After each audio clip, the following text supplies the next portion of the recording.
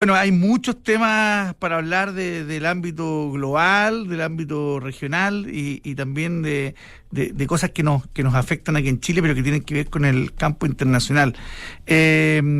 Hace pocos días que no han pasado ni 10 días de que asumió el presidente Trump un nuevo periodo en Estados Unidos y como venía acostumbrándonos durante la campaña anterior, su periodo anterior, la campaña actual y desde que asumió, muchos anuncios, muchos de ellos agresivos, varios de ellos. ¿Cómo estás viendo tú la llegada de Trump nuevamente a la Casa Blanca y el efecto que genera no solo en su país, sino que el efecto que genera en el mundo? A ver, yo creo que Trump llegó recargado, sabe que no juega una reelección, conoce el gobierno, tiene mayoría en el Partido Republicano, se ha rodeado de incondicionales versus su primer mandato que tenía un equilibrio, también con el establishment republicano. Y la verdad de las cosas es que yo creo que hay que ver las señales que está dando América Latina y a Chile en particular, que aunque no estemos en el radar inicial, también tenemos que ir monitoreando. Lo que ocurrió el fin de semana en Colombia no es solamente un mensaje para Colombia, sino que es para el resto de América Latina, de cómo la política migratoria, que es uno de los temas importantes de Trump, no admite negociación alguna, es del todo nada. Y lo que ocurrió con Colombia justamente fue eso. Esa es la primera señal, el tema migratorio. Una segunda señal fue el Canal de Panamá, donde Trump da señales de cómo se va a aproximar a aquellos países donde cree o ve que la influencia china es cada vez mayor. Porque el tema del Canal de Panamá, lo de fondo es el mayor control de los puertos que está teniendo China y cómo eso constituye, según Trump, una amenaza para su seguridad nacional. Y lo tercero es las negociaciones que está teniendo con Bukele para que se conviertan los llamados terceros países receptores de deportados que no corresponden al país de origen, sino que son, por ejemplo, venezolanos que quisiera deportar a Estados Unidos y que no se han aceptado en Venezuela y que por lo tanto se busquen terceros países. Creo que esas han sido las tres señales para América Latina que tenemos que ver como Chile, porque nosotros tenemos dos temas, diríamos, de vulnerabilidades. Uno, la visa waiver, que puede ser un elemento permanente de presión, si es que los asesores de Trump, estamos haciendo aquí un poco de ficción, pudieran plantear que hay temas que son contrarios a los intereses de Estados Unidos en Chile. Y el segundo es la mayor presencia de China, especialmente en sectores estratégicos de inversión en nuestro país. Ahora, Jorge, este fin de semana como que vimos en acción, tuvimos como una previa, ¿no? Tuvimos como un tráiler de lo que puede ser la película de Donald Trump respecto de cómo manejar conflictos alrededor del mundo y cómo usar los aranceles como arma de presión y negociación, además casi instantánea y rápida frente a cualquier cosa. ¿Crees tú que esa va a ser la tónica de la conversación que va a tener Donald Trump respecto del resto del mundo? Absolutamente, va a ser una política de la zanahoria y el garrote. Hemos conocido más el garrote hasta el momento, y que va a utilizar los aranceles, al igual que en su primer mandato, como una forma de presión política. El proteccionismo no llega con Trump, lo hemos conversado en tu programa, Fernando y Juan Pablo, de que ya viene una tendencia de mayores restricciones al comercio hace varios años, incluso por temas de transición energética. Lo que aporta Trump, novedoso y que genera incertidumbre, es que utiliza la política comercial para objetivos distintos, como por ejemplo, castigar, entre comillas, a Colombia por rechazar la recepción de los deportados. Y eso lo podemos esperar en materia tecnológica, lo vamos a ver en sectores estratégicos, eventualmente lo podemos ver en algunos de los conflictos bélicos, entre otras cosas. Yo leí hoy día en la mañana que ya, por ejemplo, Estados Unidos está suspendiendo algunos tipos de ayuda a Ucrania, como también forma de presión de que se sienten a negociar. Probablemente el tema de la reconstrucción de Gaza, que va a ser un tema de quién financia esa reconstrucción, también va a dar lugar a ese tipo de negociaciones. Y por último, siempre bombita de tiempo llamada a Taiwán, donde Trump dijo, aquí lo justo es que Taiwán también financie la defensa de la isla. Totalmente contrario a lo que ha sido la política exterior de Estados Unidos en esa materia. Y en ese sentido fíjate que hay un recuadro que trae hoy el Diario Financiero, destacado, pero finalmente un recuadro, destacando unas declaraciones de Trump ayer, en su club de golf en Miami con legisladores republicanos y habla de imponer una serie de aranceles a la producción extranjera de chips, de semiconductores, productos farmacéuticos, que lo habíamos escuchado, pero agrega también que impondrá aranceles al acero, al aluminio y al cobre. No dice cuánto, no dice cómo, ni dice dónde, pero nosotros aquí que no tenemos nada que en esta fiesta podemos terminar saliendo a bailar.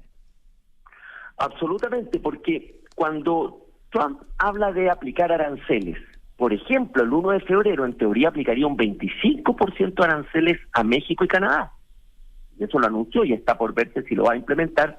No necesariamente es a todos los productos. Muchos de estos aranceles, Juan Pablo, son selectivos en industria, en productos, en servicios que son estratégicos desde el punto de vista de la competencia para Estados Unidos. Lo que hizo con los legisladores republicanos justamente eso. Ahora, lo que mencionas tú, el aluminio, el acero, hace mucho tiempo ya han tenido aranceles y medidas proteccionistas. De hecho, el propio Biden las aumentó en esos dos productos.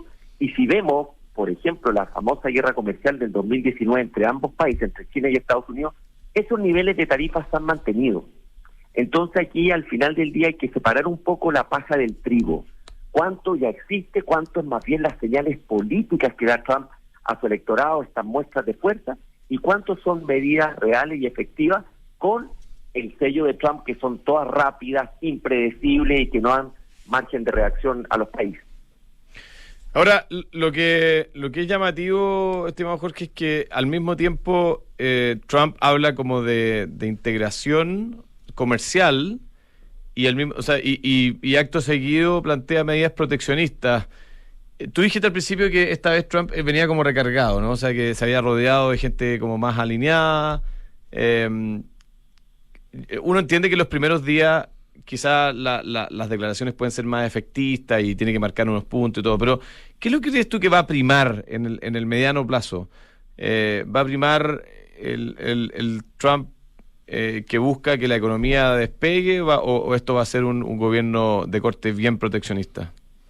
Yo creo que va a primar un Trump transaccional, que va a poner la calculadora y va a ver qué es lo que conviene y qué es lo que no conviene. Claro, pero te complemento la pregunta, porque en ese sentido las aranceles, que habían sido como el centro de la campaña, si bien habla mucho de aranceles, pero hasta ahora no vemos aranceles, y de hecho no estuvo dentro de las primeras medidas, no ha firmado ninguna orden ejecutiva, entonces como que pareciera ser que por ese lado también se nota el pragmatismo del nuevo Trump. Y eso es lo que están leyendo los mercados, porque si tú te fijas, los mercados lo que están interpretando es que Trump está usando los aranceles hasta el momento solo como una herramienta de negociación política, pero no como un anticipo de medidas radicales en materia política comercial.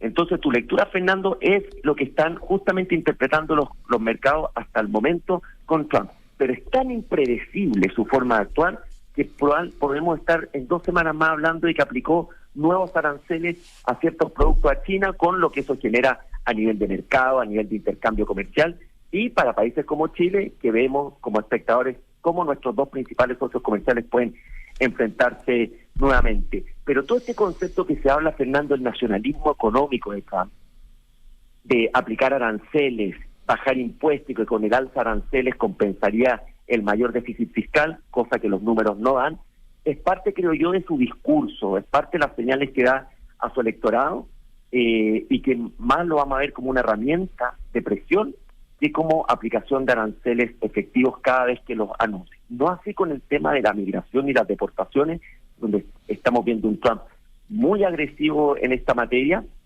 pero en un contexto, y esto lo saben pocas personas, de que el año pasado, por ejemplo, más de 100 aviones de deportados llegaron desde Estados Unidos a Colombia, pero la forma en que él usa, la retórica, el show mediático, es muy distintivo y por eso pone nervioso a todo el mundo.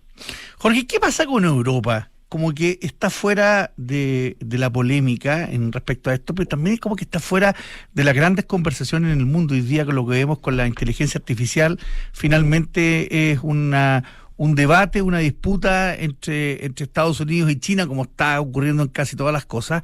Vemos que están con problemas endémicos en Europa, está en una decadencia que me gustaría que tuviéramos en Chile, pero es decadencia al fin y al cabo. ¿Qué rol juega en esta discusión mundial hoy día? A ver, la Unión Europea, yo diría que las últimas 2 décadas se ha ido quedando atrás como potencia económica y ya ha sido desplazado por Estados Unidos y por China, podríamos decir casi que es una potencia media, por decirlo de alguna manera. En tema tecnológico, en tema de transición energética, tiene la crisis de los refugiados, tiene un problema migratorio, tiene el tema político de administrar a todos los miembros de su bloque, y yo veo a la Unión Europea hoy complicada en dos materias. Lo primero es cómo se va a llevar a cabo la negociación, si es que hay, entre Rusia y Ucrania.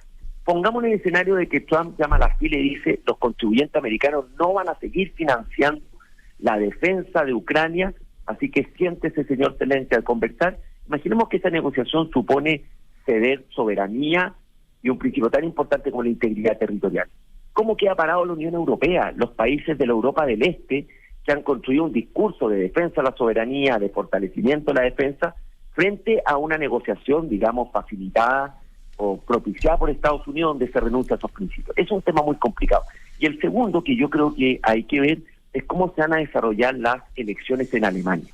Porque en Alemania las fuerzas de derecha, digamos, no tradicionales, están tomando mucha fuerza. Están teniendo mucho eco en el discurso de la opinión pública, que es un discurso más bien anti-inmigración, anti-integración, volver a recuperar el orgullo, un poco un Trump a la medida alemana, por decirlo de alguna manera. Y si eso comienza a tomar forma, sumado a toda esta polémica de cómo Elon Musk intenta influir en algunas elecciones a través de su plataforma, lo que ocurre con Orbán en Hungría, puede generar también un movimiento, un problema mayor para el bloque. Oye, Jorge, perdona, última pregunta en un minuto. ¿Crees tú que el acuerdo que existe hoy día en Gaza tiene algo de posibilidades de sobrevivir o es demasiado frágil y esto podría caerse en cualquier minuto? Yo no creo, es un acuerdo frágil. Creo que no se va a caer por el momento porque eso no es conveniente ni para Trump ni para Netanyahu, que logró también poner de acuerdo a sus distintas fuerzas políticas. Pero si vemos el pasado, muchos de estos acuerdos terminan cayéndose por riñas, por episodios puntuales. Hoy día hay todo un problema ahora en Cisjordania, entre Israel y Palestina. En consecuencia, creo que siguen siendo frágiles, pero necesario para detener lo que era esta gran baja de civiles que estábamos viendo de la población palestina.